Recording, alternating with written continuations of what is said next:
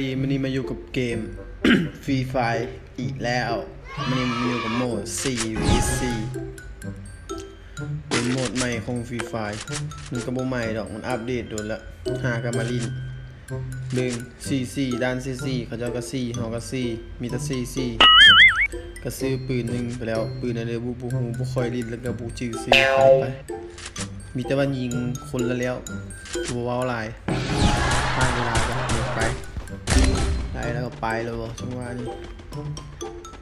เพื่อนนี่ล้มไวเหรอวะว่าออกอันนั่นจะ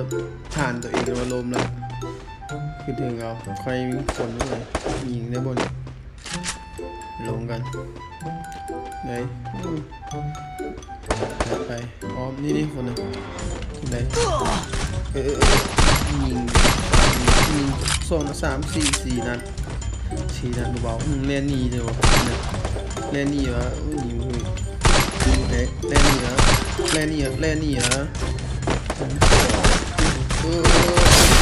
เนี่ยตายไปซะมีคือมัน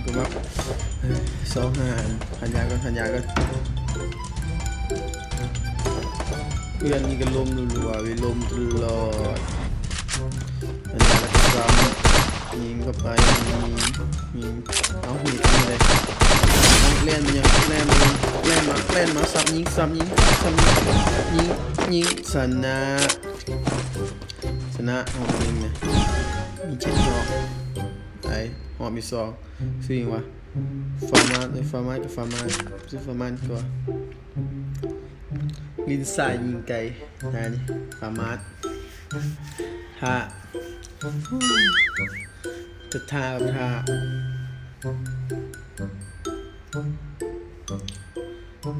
ไวเหรอเด็กว่าไปถ่าย2เริ่มปึ้งขึ้นหลังคายิงครับขึ้นหลังคายิงไหนจับปืนปึ้งมันก็ดูด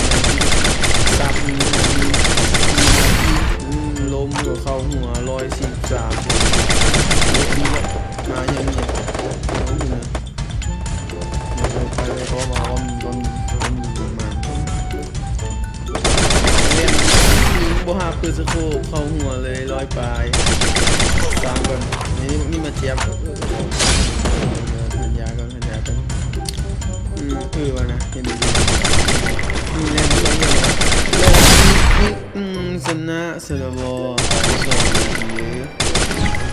คุณได้รับ 2,000 บาทปืนยังวะเดี๋ยวสอบปืนไงลูกศรกับหมวก1เกาะ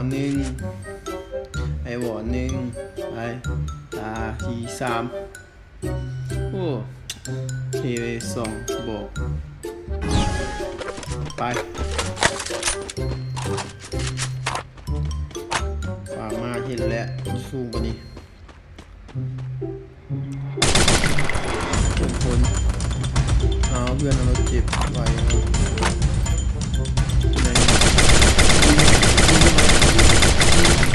บอดตายเนี่ย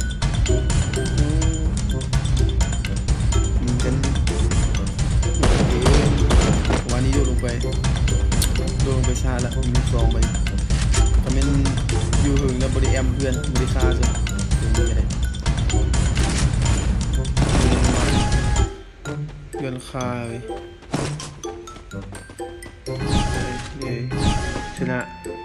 ตาย4วันนี้ซื้อเกาะ3พอลินคือเก่าไปคือเก่าอยู่แล้วบุเปลี่ยนกันแล้วบุเปลี่ยนแปลงท่าเวลาตลอด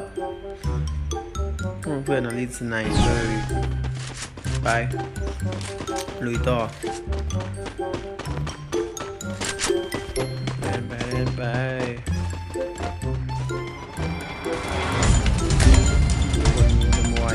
เพื่อนลงไปวะจัดเกินต้อง2 บาทล้มวันซ้ำก่อนหน่อยเพื่อนก็หลังเขามาคุยโอ้ยลูกศรสับเต็มที่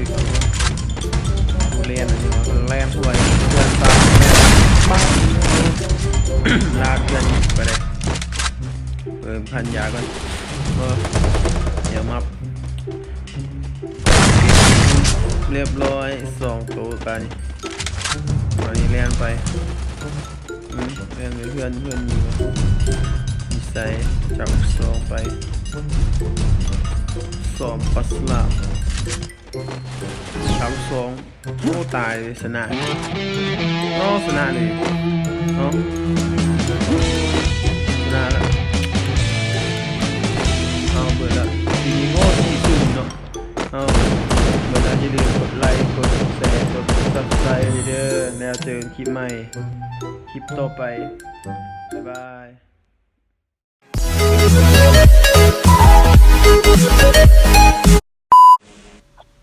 มันก็ไวเกินไปตายสอบก็ไวเกินไวพูดไปลุยตานี่ซื้อเกาะตานี่ดินใส่แหงเพราะว่าแทงเขาจะค่อยเลือดรถแทงใส่แล้วเขาค่อยเขาก็หมุนอยู่หั่นแหละราคาก็จะเอา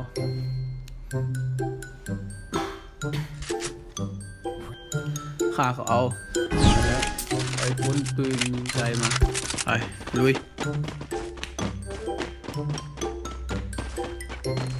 แล่นไปเรื่อยๆจุกกู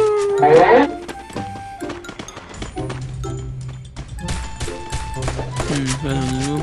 วอร์มเอาของวนใส่ยิงไกลไป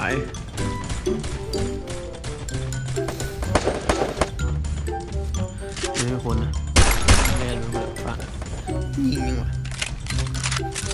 ไม่อะไรแลนออมออกนี่ไหนนี่ตัวยิงไกลกับปืนยิงไกลที่เบ็ดไหวกูว่ารัวๆเลยฮัลโหลยิงเอาไหมกูนี่ก็สุกยิงเอาก็ตายไว้นี่ปืนนี่เห็นมั้ยปวดเอา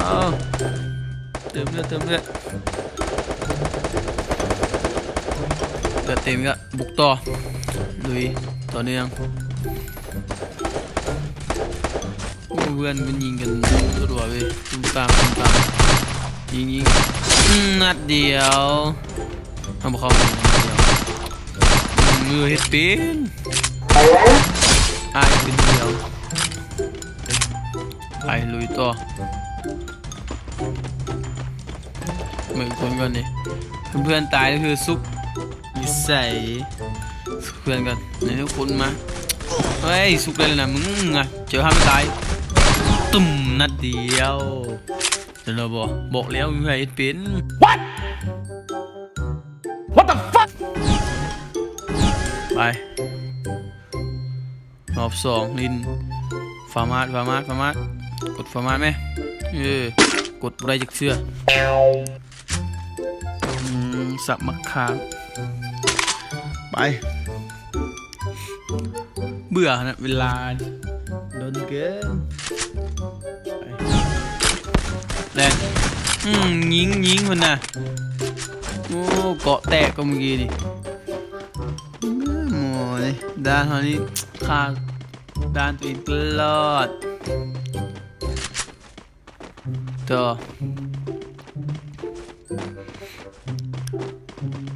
คนนะเนี่ยลีอี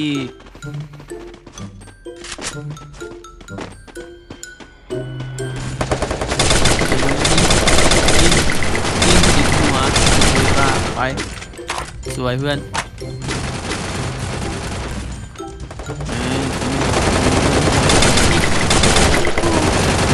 ไปวะมัวซัวไปเบิดกูดิ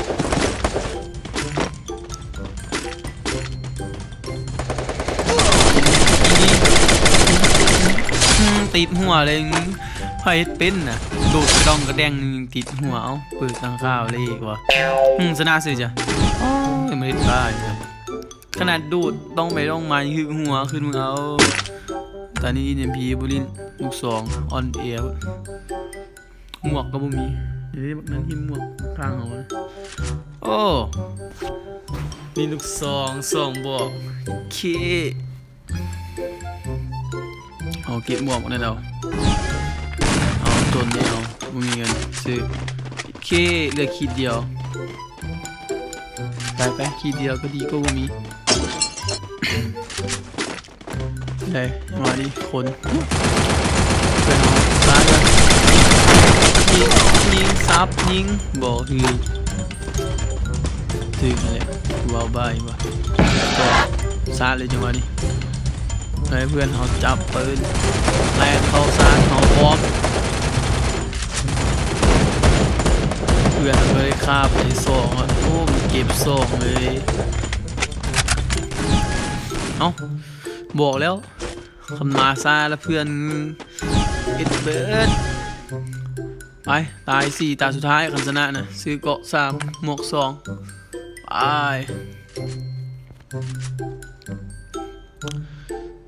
โอ้เวลาท่าแต่เวลา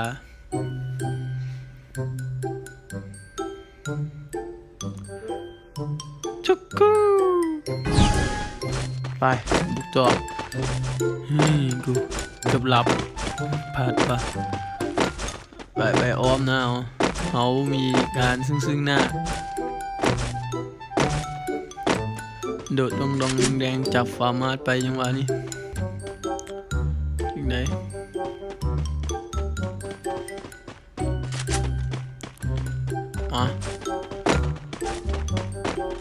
สาดเลยมันเห็นผู้มาเว้ย นี่ว่านี่เนไปยิง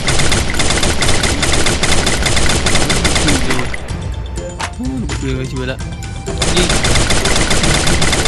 เจ็บก็เลยล้มเสียเลยวัวตีหัว2 นัดนี่ล้ม1เพื่อนบุกเราตั้งไอวอลเป็นงานซะด้วยไปบุกตัวนี่แตก1โอ้เพื่อนบ้าเต็มที่ซัดโอ้ติดหัวอิมพียืดหัวตัวสุดท้ายดิค่ะ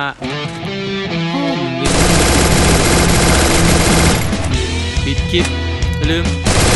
ตามใครกดแชร์กด subscribe และอย่าลืมกดกระดิ่งและกดทุกวันไปเจอคลิป